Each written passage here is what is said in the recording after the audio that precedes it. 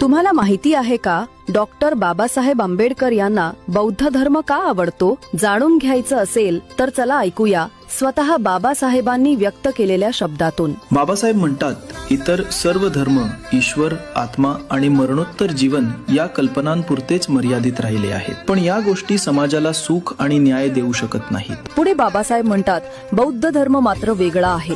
तो देतो 3 अनमोल तत्वे. 1. प्रज्ञा म्हणजेच विवेक बुद्धी, तर्क, अंधश्रद्धेविरोधी विचार. 2.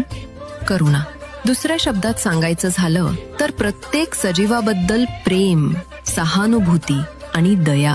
3. समता, अर्थात जातीपातीचे बंधन, भेदभाव नष्ट करून सर्वांना समानतेचा मार्ग. बाबासाहेबांचा तर्क सरळ आहे. ईश्वर वा आत्म्याच्या कल्पना समाजाचे रक्षण करू शकत नाहीत, मात्र प्रज्ञा, करुणा आणि समता जगाला खऱ्या अर्थाने सुखी आणि न्याय्य बनवू शकतात. म्हणूनच डॉक्टर बाबासाहेब आंबेडकर म्हणाले, मला बौद्ध धर्म अर्थात धम्म आवडतो. तर मित्रांनो, व्हिडिओ तुम्हाला आवडला असेलच तर मोठ्या प्रमाणात लाईक करा,